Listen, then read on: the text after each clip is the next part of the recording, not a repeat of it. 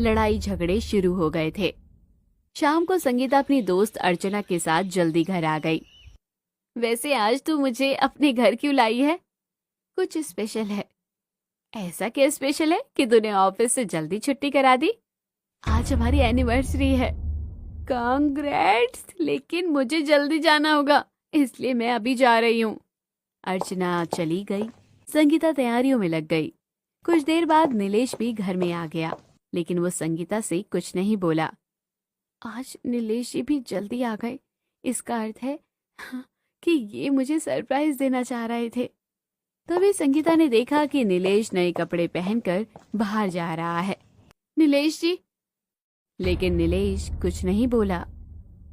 मुझसे गुस्सा होने का दिखावा कर रहे हैं, जरूर मेरे लिए कोई तैयारी कर रहे होंगे।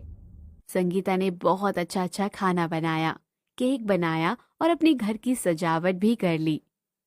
वो नीलेश के आने का बेसब्री से इंतजार करने लगी, लेकिन बहुत रात हो जाने के बाद भी नीलेश नहीं आया। मेरे लिए 10 दिसंबर का दिन बहुत अपशगुन है। जो मैंने नीलेश जी से शादी की, मैं इनसे शादी करके फंस चुकी हूँ। मुझे शादी ही नहीं करनी चाहिए थी। अब तो मेरा रिश्तों से ही विश्वास उठ गया है। संगीता इंतजार करते करते सो गई, लेकिन नीलेश नहीं आया। उसने सुबह उठकर देखा, अभी तक भी नीलेश नहीं आए। संगीता ने नीलेश को फोन लगाया, लेकिन उसने फोन नहीं उठाया। फिर उसने अर्चना को फोन किया और सारी बात बताई। देख संगीता, लड़के ऐसे ही होते हैं, लेकिन मैं नीलेश जी को एक अच्छा लड़का समझती थी। मुझे क्या पता था ऐसा था। मैं तो पहले भी तुझे कहती थी कि प्यार जैसा कुछ नहीं होता। हाँ, अब मुझे भी लगने लगा है, लेकिन क्या पता नीलेश जी किसी मुसीबत में हो तो बेवजह ही भारतीय नारी बनने की कोशिश कर रही है। लेकिन अरे, वो दोस्तों के साथ कहीं घूम रहा होगा, और मैं तो कहती हूँ कि तुझे उसके साथ रहना ही नहीं चाहिए। आगे तेरी इच्छा है। अर्चना ने फोन रख दिया, लेकिन संगीता के दिमाग में ये बातें घूमने लगी और उसने नीलेश से तलाक लेने के लिए फैसला कर लिया। उसने अपना सामान पैक किया और नीलेश को मैसेज डाल दिया कि वो हमेशा के लिए जा रही है और अब उसे तलाक चाहिए। संगीता हमेशा के लिए वो घर छोड़कर चली गई। दोपहर को नीलेश घर आया। संगीता, संगीता, ओहो, तुम कब तक बात नहीं करोगी? संगीता, मैं जानता हूं कि तुम गुस्सा हो। संगीता। उसे संगीता घर में नहीं मिली। उसने कॉल करने के लिए फोन निकाला तो मैसेज देखा। उसने संगीता को कॉल किया, लेकिन संगीता उसे ब्लॉक कर चुकी थी। नीलेश ने संगीता से मिलने की और बात करने की बहुत कोशिश की, लेकिन अपनी हर कोशिश में नाकाम रहा और एक दिन दोनों का तलाक भी हो गया। नीलेश अपने कमरे में लेटा हुआ था। काश मैंने समय रहते हुए संगीता की कद्र कर ली होती। नीलेश इस गम के कारण नशे में डूबता ही जा रहा था और धीरे धीरे उसे संगीता से नफरत हो गई और फिर उसके नाम से भी नीलेश को गुस्सा आने लगा। नीलेश को हॉस्पिटल लेकर आने वाला आदमी संगीता के पास आया। जी, मैं राघव हूं। मैंने अभी देखा कि आपने नीलेश को आवाज लगाई। जी? आप नीलेश को कैसे जानती हैं? हमारा तलाक हो चुका है, लेकिन नीलेश का ये एक्सीडेंट कैसे हुआ और आप कौन हैं? मैं बाजार जा रहा था, तभी मैंने देखा कि बहुत भीड़ जमा है, तो वहां नीलेश को घायल अवस्था में पड़े हुए पाया, इसलिए मैं तुरंत इसे उठाकर हॉस्पिटल ले आया। आप नीलेश जी को कैसे जानते हैं? वो कहते हैं ना कि कर्म लौट कर आता है, आज वही आया है। जी, मैं कुछ समझी नहीं। आज से लगभग 5 साल पहले 10 दिसंबर की रात को मेरा भी रोड एक्सीडेंट हो गया था।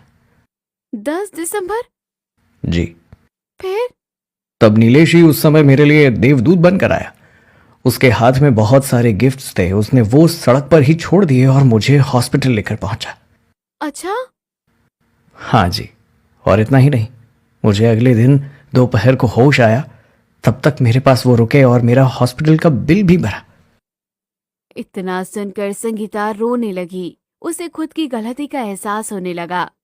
नीलेश और मैं तब से दोस्त हैं, और समय का चक्र देखिए कि आज मुझे नीलेश को हॉस्पिटल लाना पड़ा है। देवता आदमी है वो। इतना कहकर संगीता जोर जोर से रोती है कि तभी राघव को एक फोन आता है कि नीलेश को खून की जरूरत है। क्या हुआ? आप कुछ परेशान लग रहे हैं। मुझे जाना होगा क्योंकि नीलेश के लिए खून का इंतजाम करना है। मैं खून दे दूंगी, हमारा ब्लड ग्रुप भी बी पॉजिटिव ही है। सॉरी, लेकिन नीलेश अब आपसे नफरत करता है।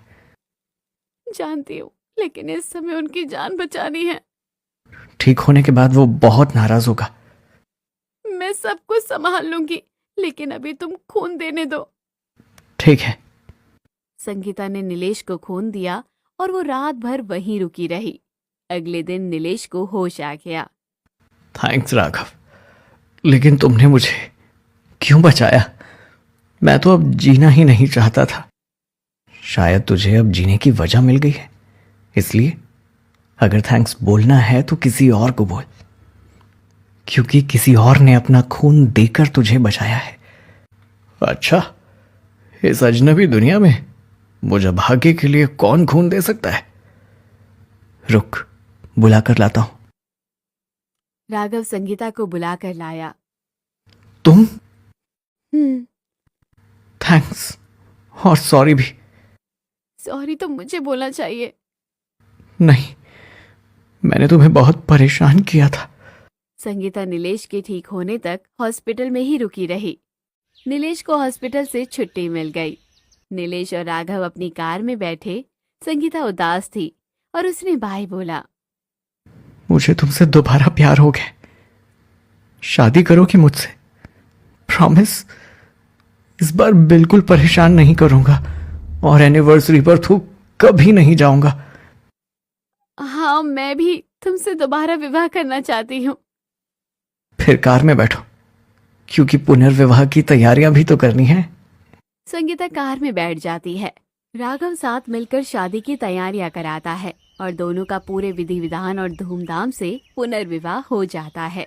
नीलेश और संगीता खुशी खुशी रहते हैं, क्योंकि एक दूसरे से दूर होने के बाद दोनों एक दूसरे की कद्र करना सीख चुके थे। तो दोस्तों, कैसी लगी आपको ये कहानी? कमेंट बॉक्स में जरूर बताइए। चैनल को जरूर सब्सक्राइब कीजिए।